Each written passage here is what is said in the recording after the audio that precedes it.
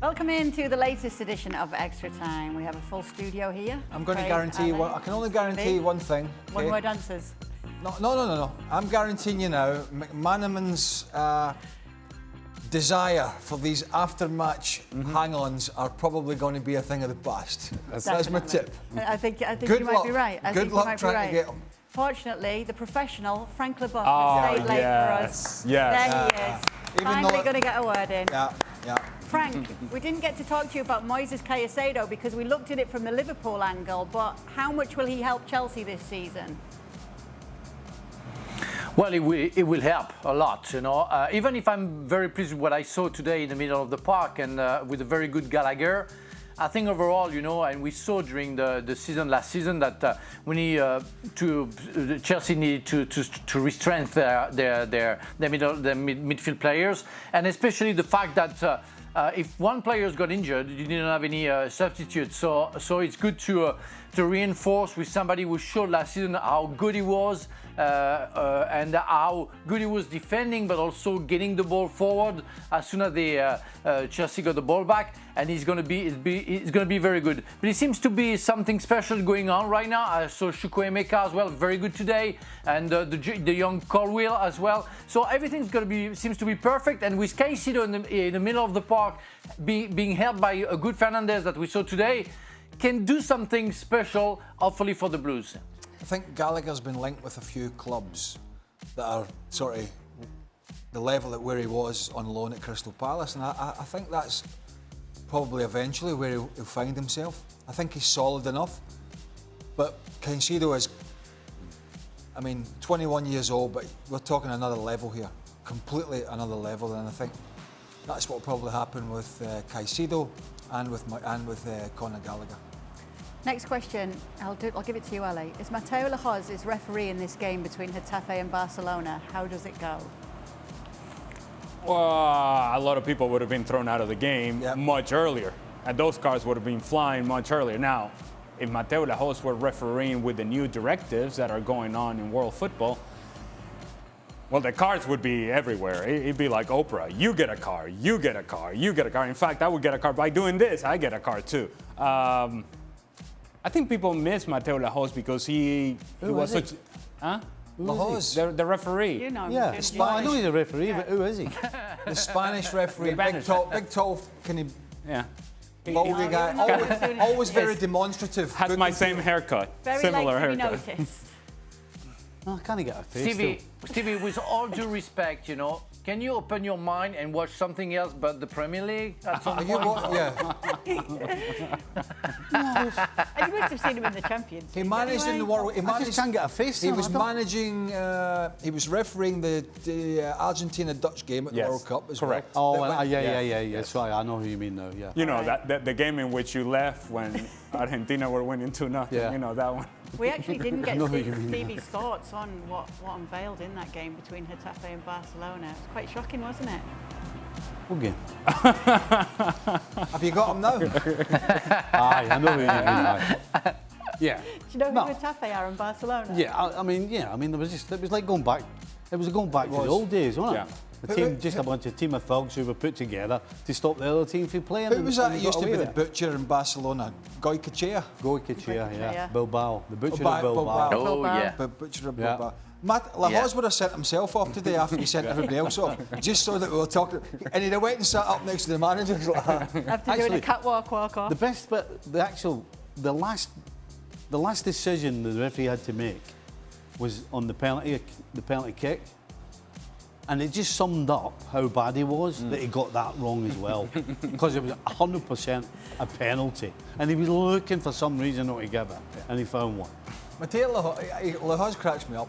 He's the only referee I've ever seen on his final refereeing game last year. Wait to hear this. Oh, yeah. He got a guard of honour from both teams. Wow. Can you imagine somebody said, oh, by the way, we're giving the ref a guard of honour? You'd be like, aye, right. You got a guard of honour? Yeah, you got 2 chances. All right. All right. For all, who had the most impressive debut for their new club this weekend? Bellingham. Aye. Yeah. And it's not even close, I don't think. Who else made a debut? Yeah. Well, Doesn't matter. Well, you can Alistair, say but nothing's going to be he's very Bellingham, tidy, right? him, isn't he? Yeah. McAllister, Soboslai. You can mention Nicholas Jackson if you so desire in terms of debuts, but I think Bellingham was head and shoulders above everybody else. Yeah, Spanish press were going crazy over Bellingham this morning. Do you think Real I was Madrid? reading that over a cup of coffee. I like reading about a Spanish newspaper. Do you think Real Madrid will be kicking themselves for giving up on Kane so soon? Turns out negotiating with Levy isn't nearly as difficult as trying to sign Mbappe. Who's that for? Maka. Is he here? It looks like nobody else wants to talk about Mbappe No, it's what it anymore, is. so I'll let you have it, As soon Ale. as you started, I was like, I'm not even looking at you in case Well, you come over is there. it something Real Madrid might go, should have Well, maybe tried there? Well, not really if they get Mbappe for free next year, if that's what ends up working out. Real Madrid needs a striker. There's not a question about that. And we had said very early on that Harry Kane would have been a perfect fit for Real Madrid, but Real Madrid, for whatever reason, moved on from the conversation about Harry Kane and directed all their efforts on Mbappe. They'll get him next year, apparently. And I'm sure we'll talk more about that next summer, which is going to be a lot of fun. Oh, we'll be talking about it all season, no doubt. Frank? Kane. Yes, I think that's insane for me. I always thought that Kane would have been the perfect fit for Real Madrid, knowing what they had before with Benzema, playing kind of what Kane would have been providing, and I don't understand it. How easily they gave up the signing of Kane drove me crazy in a way, because that was the perfect match. They could have paid that amount of money, and I think they need a number 9 to be absolutely perfect in every line. I don't really understand. For me, I don't want to say stupid, because I think they thought through, but really I don't understand it. I don't understand how they easily gave up the idea of getting Kane. Speaking of things that people don't understand though, Frank, what do you think of the latest with Mbappe, where it looks like he may be staying and even, potentially, according to some rumours, signing a new contract with PSG? Wait, Yeah, well, give us a shout when you I finish. tried to follow today the medias and what everybody was suggesting, because we don't know anything right now. We know that he came back to training and that everybody was very happy. He had a guard of honor as well, to come back. That was very funny. But I don't know what happened. I don't know what kind of agreement they got. And yes, I heard that the fact that he would be able to maybe sign a new contract, whatever it is. I'm happy to see Mbappe. I want to see Mbappe playing. That's crazy to see that guy and that player with that talent being not even on the bench, being in the stands last game against Lorient. So I want to see that coming. I don't know what's going to happen. Maybe they already find an agreement with Real Madrid. We're going to please Ali and the Real fans and the people who want to see somebody substituting Benzema. But really, I don't know what's going on. I don't know what's going to happen. I'm only happy to see Mbappe being back to play a football game. I tell you what, after he stuffed Real Madrid last year, Mbappe that is, and now his club are mucking him around a little bit and Real Madrid, and now there's some suggestions he might sign a new deal so that his current club can get proper remuneration from Real Madrid. I'd like to see, if that happened, I'd like Real Madrid to just next year just go, do you know what? Get lost. We're going to go and buy Erling Haaland, who, by the way, does score quite a few goals as well, as a proper number 9. Because how much mucking about, if he does do this, can one club take? How much embarrassment can they take? Say, oh, we're going to get you in a free next year, but now you've signed, we're going to have to still pay this big bucks for you. I know. That's just too much for any club to take, sure. As a Madridista, Ale, you must be so frustrated what? with all of this. I don't understand this whole pleasing Ali comment from Frank.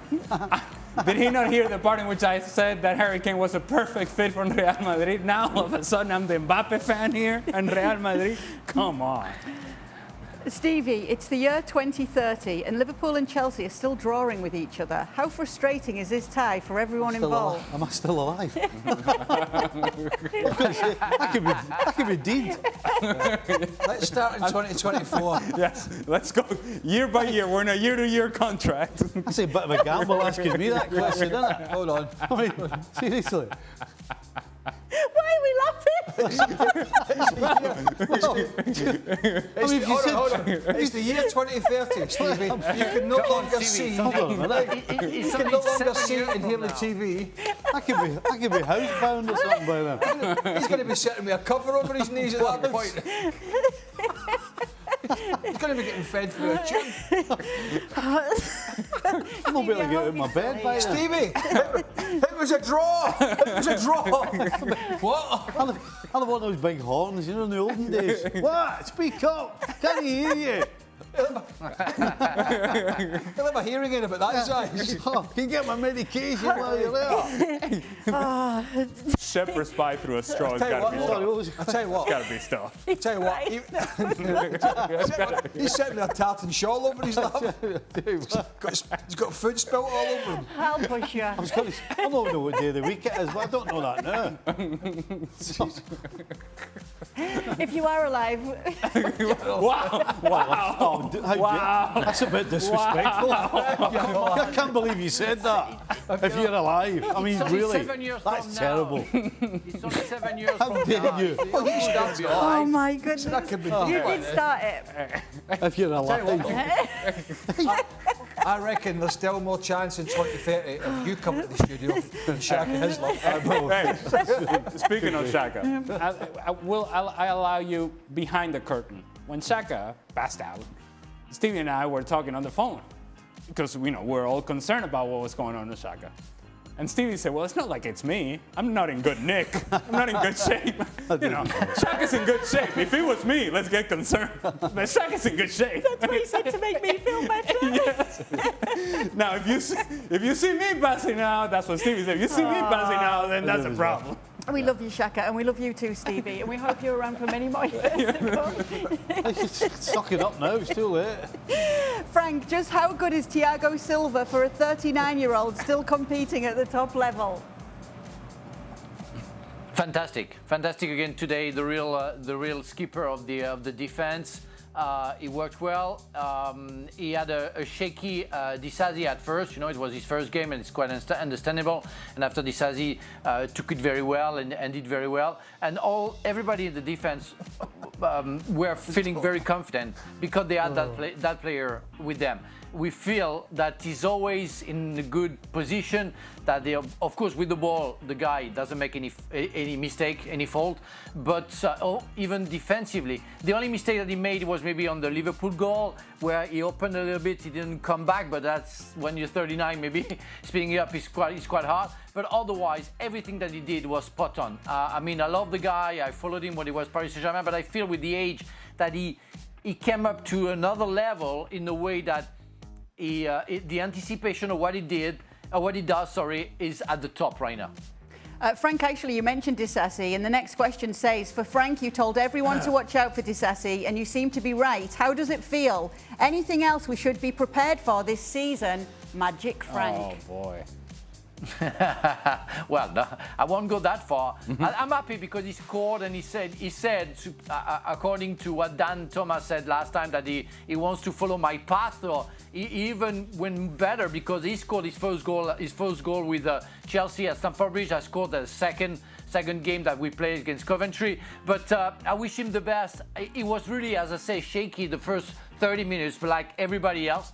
But his confidence came up, and I found him very, very, very good the second half. Very sure, strong at the back, but also the passes that he made were accurate. Even the long-range ball were perfect. I think it could be the right guy at the right place, and I think with Badiashile on the left, maybe if Colwill doesn't stay, and Thiago Silva, as I said before, in the middle, at 3 at the back with James and Chilwell, that could be magical, hopefully for the Blues. What do you think your chances are of getting a contract extension to 2030? Well, to be fair, they may as well. He's going to be here, isn't he? Do you know what I mean? They may as well put in 2030. We're going to give you $1 million. Because it might not matter. You know what I mean? It could be 100 million. It might not matter. You're worth it. Oh, come on. Okay. I mean, the thing is, You're eating well. See, the truth is, mongrels usually live longer than thoroughbreds, don't they? So it depends which one I fall into. You're looking great, Stevie. You're looking great. Thank you. Looking I great. feel fantastic. I'm going to start with Craig on this one. Did you guys ever lose your head like Araújo and just grab the ball with your hands for no reason whatsoever? Did you ever see that happen before? I can't remember. No. I don't know. I would have remembered. I don't remember. Not in a game, no. Maybe saw somebody do it when they thought the ball was out, like on the touchline, close to it. But I haven't seen anybody do it. Yeah. Maybe 10 yards inside the field. I can tell you, U8, Colegio San Ignacio de Loyola against Deportivo Aquino, the final of our league. Our center back, shout out to Daniel Salas, whatever he's doing with his life right now, but clearly I've turned the page. Ball bounces in the box, and he decided, he was our center back, he just went, and then he knew he had touched it, he had slapped at the ball because he was getting out of danger. He slapped it, and then to make it very clear, then he put the arms or the hands behind his back. I didn't touch it. We lost 2-1 and lost the I championship. saw a brilliant one that made me laugh at Celtic Park actually once when I was playing. We had a Norwegian playing for his international boy called Vidar Riseth. A lovely lad, right? And the ball got played down from Motherwell player down the old jungle side, far stand from the main stand. Huge big stand, right? Huge. And this ball was spinning up touchline, and he thought it was going out. So he's ran over multi-ball system. He's picked up another ball from the ball boy and went to take a throw in. And then the crowd started howling. And he turned round, and the Motherwell player was running through on the ball with a ball that he thought was going out and had stayed in. Oh, you should have heard the crowd. Oh, no. It was funny. Lambo said to me, "Listen to the stick he's getting." But he thought it was going out, and he just picked the other ball up, turned round, and there was a one-on-one in the goalkeeper. Oh, it was brilliant. Awful. Frank, did it remind you of something? I think it was either Roberto Di Matteo or Graham Lusso who picked a ball, caught the ball, over the head, over his head in a game because the ball was going out. But it was kind of a reflex, and you could feel that. I don't know which one which one was each, but he felt really stupid at the time that he caught the ball, and like, what the hell just I did, That was the impression that I had when I saw his face. Last question. Get Macker back. There was a Call few. He's already out. He's out in the bars. He was already Okay, isn't it? There was a question a few months back asking Xhaka if training with Alan Shearer made him better. Which player did the guys train alongside who made them a better player?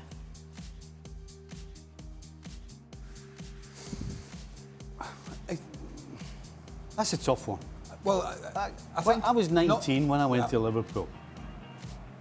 19, and I was from a part-time team, and so I've gone from that to training with the European champions.